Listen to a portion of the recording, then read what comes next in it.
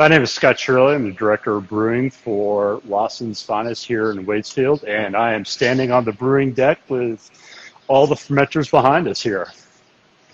Awesome. And my name is Sam Niels. I'm the beverage director here at Barr Hill, and I'm in our barrel room where we age our aged gin, Tomcat, in which you got one of these used Tomcat barrels. To make Seven of them. Seven of them, actually. Yeah. And they were 730-gallon barrels? Yes. Yep. Awesome.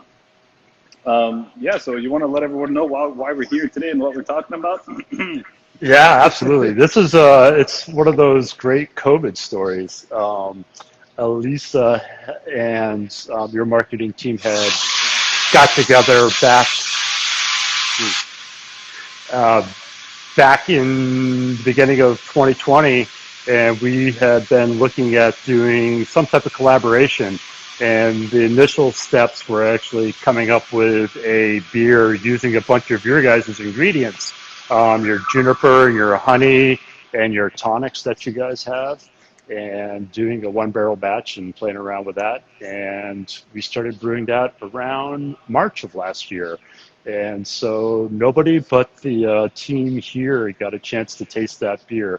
Actually, I think we did send some over to you guys, and you guys got a chance to taste that beer. It was fantastic, but unfortunately, COVID kind of shut everything down, and we were really driven to do something collaborative with you guys, and the idea popped up of bringing it into our barrel age program and doing it in our Black Bottle series. And we got 7 of your Tomcat barrels and aged. We were trying to figure out a beer to put in that, and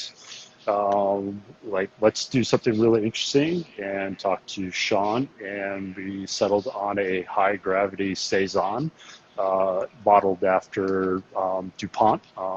They are the gold standard in Saison brewing, and they have this wonderful beer that they do for the holidays. I'm not going to try and slaughter the French of it, but it's this 9.5% ABV Belgian style Saison that they do for the holidays. And Sean modeled the recipe after that, and I think it went well into your guys' Tomcat barrels and came out really interesting with a lot of different notes that we do not normally see in beer. Totally. I was actually going to just kind of explain what we use the barrels for and where they come from, and then maybe you can explain what that adds to a beer for folks that don't know maybe aging a beer in barrels. So as everyone knows, maybe our Barr Hill gin is made with raw honey and some juniper berries, and that's why we have about 100 to 150 botanicals coming out of that honey, wildflowers collected by the bees. The Tomcat is pretty much the same gin, besides we age it first without the honey, because if we put the honey in the barrel, it'll coat too much the inside of the wood, and it won't add in too many flavors. But I like to explain to folks who really don't know is that when you distill something normally, it comes off distilled clear, and it's creating all this color from the barrel. So all this richness, this darkness is coming from this American oak, white American oak barrels that have never been used before. They're charred to about a number 3 char and a medium toast. So it's, a lot of people maybe think it's a bourbon barrel, but it's a bourbon that could be used for bourbon, but it's not, never had actually bourbon in it. So it's a brand new barrel, and that's why it gets so much rich flavor and aroma, like vanilla and caramel and everything added to the gin. So it's really in between a bourbon and a gin. And so when we empty that barrel, we don't do anything to it. We ship it right to you guys. So it still has that kind of inside of the oak. It has that essence of Tomcat in it. So I'm sure that the beer draws out a little bit of the juniper notes and that spice. Absolutely. But I was wondering a little bit what else happens in the aging process of a beer in wood. Yeah, one of the things about brewing high gravity beers with high ABVs is you tend to get some fusel alcohols, higher alcohols, that tend to be a little harsher, and being able to give that aspect of the beer a chance to mellow out in the barrel really makes the beer much more drinkable and pleasurable. You don't get that kind of fusily caramel polish characteristic. And I think you guys find that in the heads and tails of the distilling process that you try and sideline also. And the ability to pick up the spirit characteristics out of the wood. When we open those barrels, one aspect that I really like about the Tomcat is juniper, that real kind of piney, citrusy characteristic that you get from juniper berries and a little resinous really came through the resins of the woods of that beer, and having that higher alcohol beer really allows the beer to extract those characteristics into it. Yeah, so you're tasting. I'm a little jealous. I'm gonna pop a bottle of that also. We should have done this at the beginning. Yeah. No. I figured while you're talking about it, I'd pour myself. Yeah. Cheers. Cheers. It's a really cool thought and very smart to do a saison, which already has these kind of natural spice notes to it. Clovey, a lot of fruit notes to it, banana. But really that spicy clovey note really, I think, blended well with all the notes that came out of those barrels.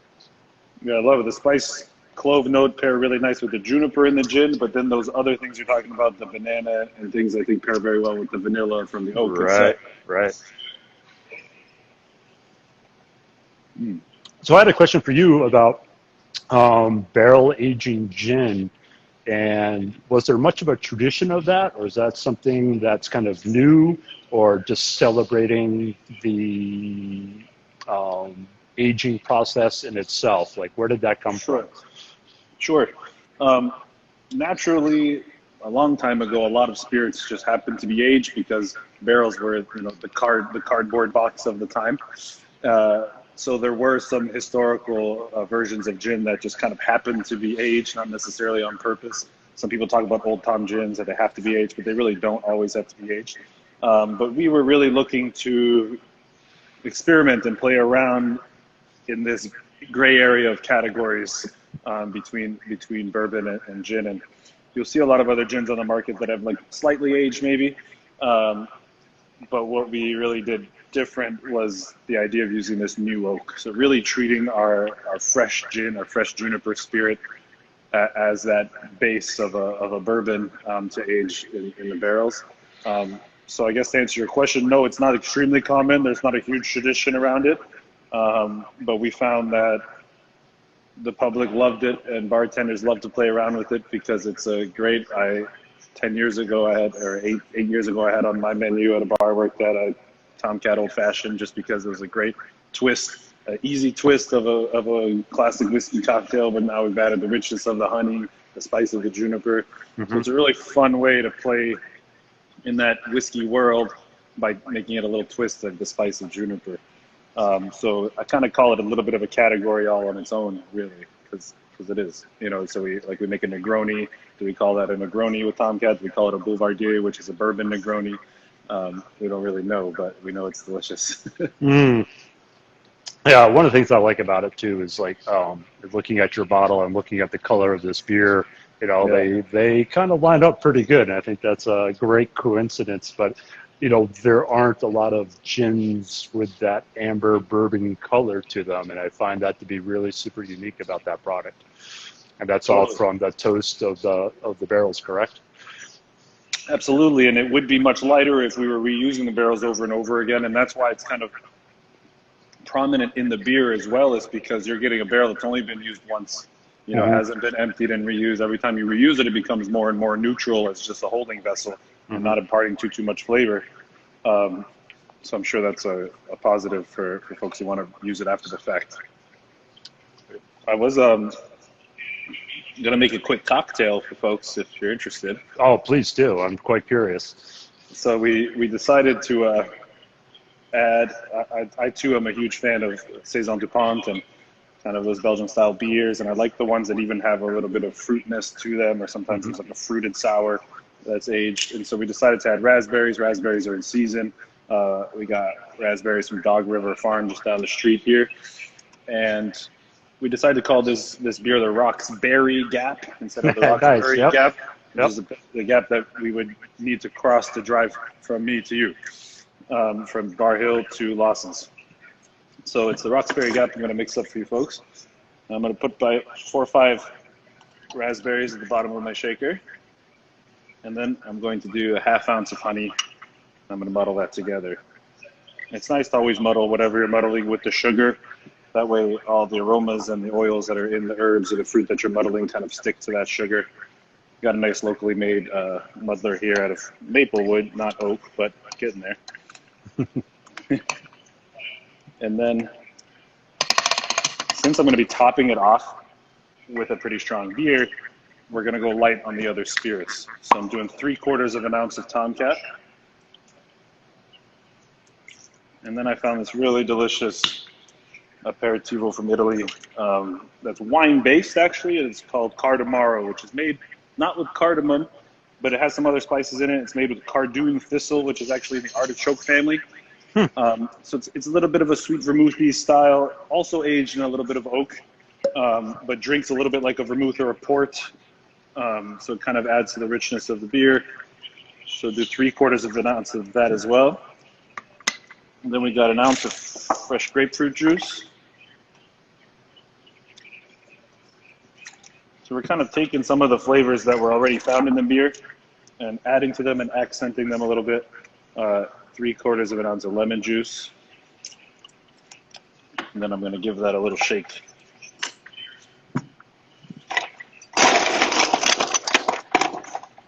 Yeah, I like all the citrus with the raspberry. I think that's going to, one of the classic Belgian beers I've always enjoyed over my life has been Lindemann's Framboise. And yeah, that's just always a great beer. And it works because the beer is rich. It's got a lot of malt presence to it. Yeah, absolutely. The acidity is going to match it well. Bring it out. Exactly.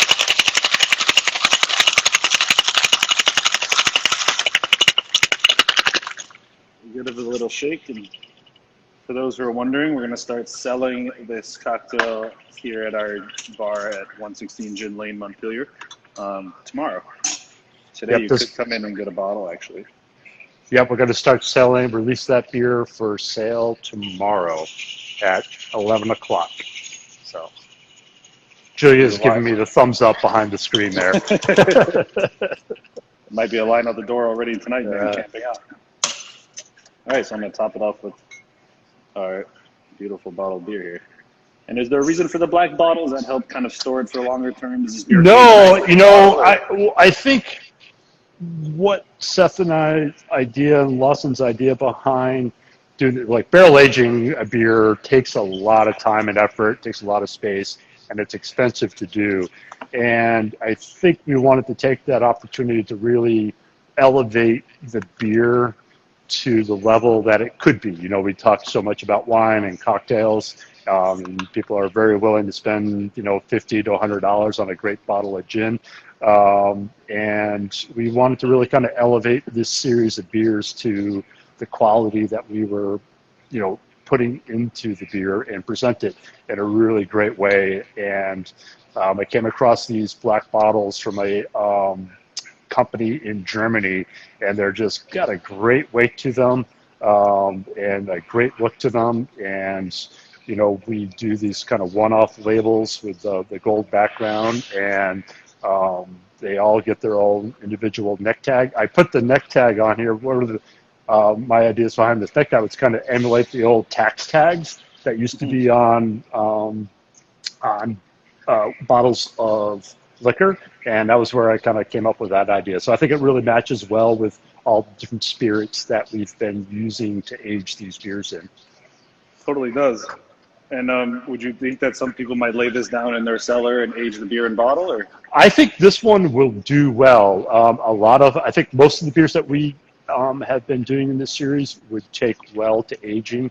The one exception to that was the Triple Sunshine and the tequila barrels. Anything that's kind of hop forward is really meant to be consumed quickly, where this has a lot of interesting other flavors to it that may change over time. It'll be interesting to see how it changes over time. So I might have to take, I'll have to take a few home, some to drink right away and some to hide under my bed or something. But Mhm. I love the flavor of the beer. It's really fun to work with. Here's the Roxbury Gap. That looks beautiful. Thank you. You have to come by and try one soon. Absolutely. Before we run out of a beer, you gotta hurry. I didn't catch how much beer. How much beer did you put in that? Mm. I did a top off in this glass. It's about 12 ounces, but it comes out to about 2.5, 3 ounces of beer, Gotcha. which is a little less, about half of the total volume of the drink, really. So, Right. Right. so the other things were a little bit of Tomcat, a little bit of the Cardamaro, wine-based, grapefruit, lemon, a little bit of honey, raspberries, and then topping off with the aged saison. One question I had for you, we didn't cover, was how long does the gin age in the barrels? Sure. Since we're typically now working with this smaller barrel of 30 gallons, it's anywhere between 6 and 10 months Okay, gotcha. in these fresh oak wood that we never reuse again, so that it Right. ages relatively quickly. It ages different than obviously other spirits, since it's a neutral grain base with the heavy juniper at a high proof that we put it in there, so it ages quickly, as you can see. Yep. So yeah, if we age a little too long, we start to lose some of those juniper notes, citrusy notes. So we're still trying, like again, always trying to walk that line between bourbon and gin. Right. We're slowly transitioning. Now we have this new space in Montpelier to the 54-gallon barrels. That'll age a little bit longer, less surface area. Right. But we're always blending. We got Andrew, our blending. He calls himself the barrel buddy. That he's tasting barrels from all over the room. If they're up high, they taste different. If they're down low, if they come Yeah. from Cooper, if even the Yep. tree itself is different. So that blending process is very tricky. The beer is available at Lawson's Finest starting tomorrow in Warren, and it's available here at 116 Gin Lane in Montpelier. We'll have bottles of beer for sale in our retail room, and we'll be selling the cocktail to enjoy on our patio or inside now we're open. And so please come and visit us. The cocktail will be pretty limited, and so will the beer itself. So thank you. Cheers.